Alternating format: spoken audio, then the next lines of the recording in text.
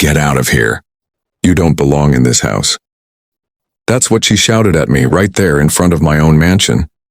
The HOA president, Karen, had been living inside my home for 2 weeks while I was away on business. And when I came back, she called the cops on me. What followed was more than just a neighborhood dispute.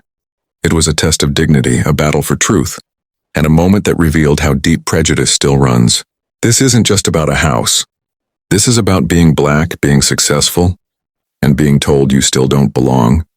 Stay with me, because what happened next will leave you speechless. Get out of here. You don't belong in this house. That was the first thing I heard before I could even step onto the front porch of my mansion. The words ripped through the quiet afternoon like a jagged blade. My suitcase slipped slightly in my hand as I froze, stunned. Who had the audacity to yell at me on my own property? I turned my head, and there she was. Karen, the self-proclaimed Queen of the Homeowners Association, standing on my driveway with her arms crossed like she ruled the entire neighborhood. Her eyes were filled with the same superiority she wore like a badge, the kind that said she believed she could decide who belonged and who didn't. I had just come back from a 2-week business trip, exhausted, but eager to walk through the doors of the home I had built with years of sweat, persistence, and grit. My mansion wasn't just a house. It was the proof of how far I had come, proof that despite the struggles, the long nights, the words, "You'll never make it," I had made it.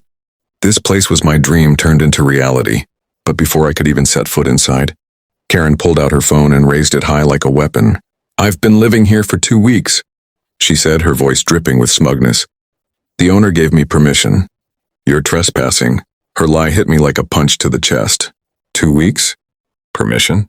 I wanted to laugh, to shake my head at how absurd it was, but this wasn't funny. This was dangerous, because I knew exactly how quickly the story could be twisted when a black man was involved. I gripped my phone and pressed record. My voice was calm, but fire burned inside me. "My name is Elijah Carter. This is my home. I have proof of ownership, and right now the HOA president is claiming she's been living here." Karen's smirk widened, her eyes glinting with a cruel satisfaction. "Go ahead and record. The cops will be here any minute and you'll be gone." Her words weren't just an insult. They were a reminder of every time people like her had tried to erase men like me from spaces we fought to occupy. Too many times black men had been told they didn't belong. Too many times our voices had been silenced, our presence criminalized. And here I was, living that same story again, right in front of the home I had earned. The neighbors started to gather, peeking through curtains, stepping out onto porches, whispering among themselves. I could feel their stares piercing my back, some curious, some skeptical, some already convinced that I didn't belong. The weight of centuries of suspicion pressed down on me. I wasn't just Elijah Carter anymore. I was every black man ever doubted, ever questioned, ever accused without cause. Karen put her phone to her ear, speaking loudly enough for everyone to hear. "Yes, officer. There's a man here trying to break into this house. No, he doesn't live here. He looks dangerous." Dangerous. The word lodged itself in my chest like a stone. That single word had been used for generations to justify every injustice, every act of violence, every false arrest. And now, standing in front of my mansion, I was being branded with it too. I stood tall, refusing to flinch. "Officers," I said into my camera, "when you arrive, I will show you my ID, my mortgage documents, and my keys. I am not a stranger here. I am the owner of this house. Don't let her lies erase my truth." Minutes dragged on like hours until I finally heard sirens wailing in the distance. My heart pounded in my chest. I knew the danger wasn't just in Karen's lies. It was in how those lies might be received. The police car pulled up, 2 officers stepping out with cautious expressions, their hands already resting on their belts. Karen ran toward them, her voice shrill and panicked. "That's him. That's the intruder. He doesn't belong here. Arrest him." She pointed at me like she had caught a criminal in the act. I raised my hand slowly, not because I was guilty, but because I understood history. Because I knew the risk of even the smallest wrong move. I kept my voice measured, the way my father always told me to. Speak with dignity, even when they try to strip it from you. "Officers, my name is Elijah Carter. I am the owner of this home. I have my ID, my keys, and the deed saved on my phone. This woman is trespassing." Karen scoffed, her face twisting in disbelief. "Don't listen to him. Look at him. Does he look like someone who could own a place like this? The words stung, but they didn't surprise me. That was her truth, the ugly belief that people who looked like me couldn't possibly succeed, couldn't possibly rise above the limitations society tried to force on us. Her words weren't just about me. They were about every barrier, every stereotype, every ceiling that had been thrown in our faces. One officer turned to me asking for my documents. I handed him everything calmly, my driver's license, my keys, even the property deed I had saved on my phone for emergencies like this. Meanwhile, the other officer pulled Karen aside. I could hear her muttering angrily, weaving more lies, her voice desperate now that the truth was closing in, and then the front door opened. My heart sank as Karen's niece stepped out, grocery bags in her arms, moving casually as though this was her house, her life. I felt the air thicken around me. My security system had logged every entry, every exit, and now here was living proof that they had been squatting in my home, my sanctuary, for 2 weeks. The officer holding my documents raised his eyebrows, his tone shifting. "Sir, everything checks out. This is your property." I nodded slowly, though the rage inside me threatened to boil over. My home had been invaded. My dignity had been attacked. And still Karen's voice cut through the air, demanding, "No. He's lying! You need to arrest him. He doesn't belong here." I looked at her, then at the officers, then at the crowd of neighbors watching with wide eyes. I knew this was no longer just about reclaiming my home. This was about reclaiming something much bigger. My dignity, my truth, my place in a world that too often tried to push men like me out. And I promised myself in that moment I wouldn't let her erase me. This was only the beginning. The officer's words confirmed what I already knew. But the way Karen reacted showed me this was far from over. Her face turned crimson, her voice climbing in pitch as she lashed out. "This is a mistake. You're all making a mistake. He doesn't own anything like this. Look at him. He's lying. He's a fraud."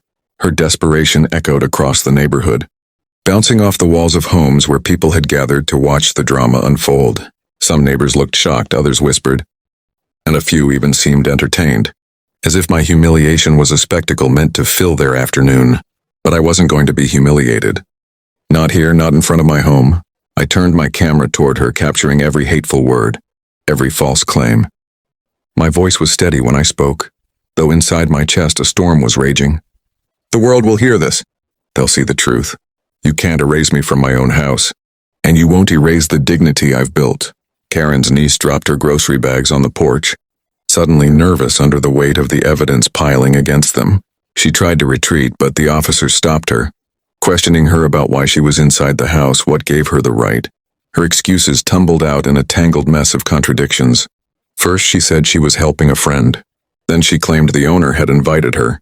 Every lie only tightened the noose around their scheme. But Karen didn't stop. She doubled down, stepping closer to the officers, her voice shrill and shaking. "You don't understand. People like him, they don't live here. This isn't his world." Those words hit me harder than anything she had said before. People like him. I wasn't just being accused of trespassing, I was being told I didn't deserve to exist in this space, in this neighborhood, in this life I had fought for. Her words carried centuries of prejudice, the kind my ancestors had endured, the kind that had followed every black man and woman who dared to rise above what was expected of them. I took a deep breath, drawing from the lessons my father had drilled into me. Never let them take your calm, because your calm is your power. "Officers," I said, "you've seen my documents. You've seen my proof, and you've just witnessed her admit that in her eyes. People like me don't belong here. That's not law.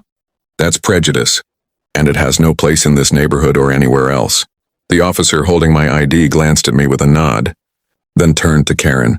"Ma'am, we have evidence this property belongs to Mr. Carter. You and your family have been trespassing.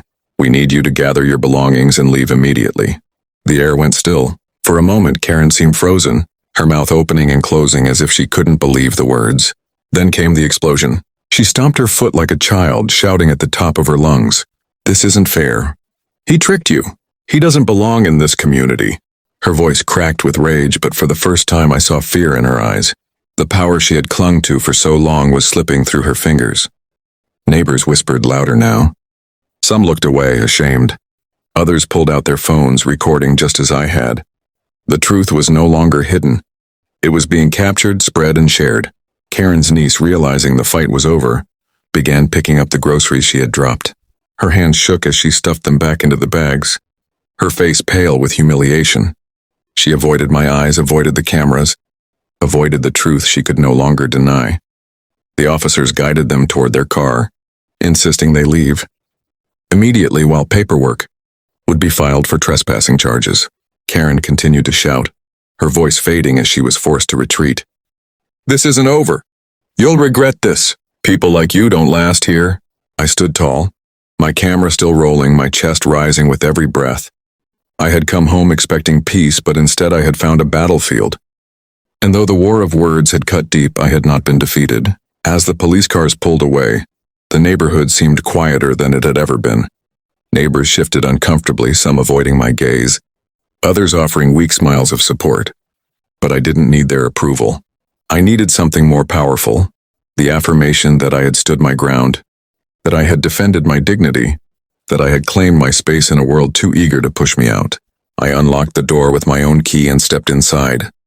The smell of unfamiliar perfume clung to the air. The furniture had been moved. Drawers had been opened. My sanctuary had been violated. My heart sank at the sight of strangers, belongings scattered across the living room floor. This wasn't just trespassing, it was an invasion. I walked through each room slowly, recording everything, documenting the violation piece by piece. My bed had been slept in. My kitchen cabinets had been raided. My home had been turned into theirs. For 2 weeks they had lived in a place I had built with sweat and sacrifice, as if it were theirs by right. And yet I reminded myself I was still standing. This was still mine. They hadn't taken it from me, they couldn't. Later that night I sat on my porch, the weight of the day pressing down on me. I thought of my parents, of the lessons they taught me about dignity, pride, and perseverance. I thought of every man who had been forced out of a space that was rightfully his. Every woman who had been told she didn't belong. Every child who had been made to feel small in a world too blind to their brilliance. This wasn't just my story. It was part of a much larger one. A story of resilience. A story of survival. A story of claiming our place in a world that too often tries to deny it. I picked up my phone, opened the video I had recorded, and began to upload it. Not for sympathy, not for revenge, but for truth. Because the world needed to see what dignity looked like when it was tested. The world needed to hear the voice of a man who refused to be erased. As the video processed, I whispered to myself, "This is my home, my life, my truth. And no one, no Karen, no prejudice, no system will ever take that away." The night air was still, but inside me something burned brighter than ever. A fire that said no matter what came next, I would stand tall. Because my story wasn't one of defeat. It was one of victory. And this was far from over.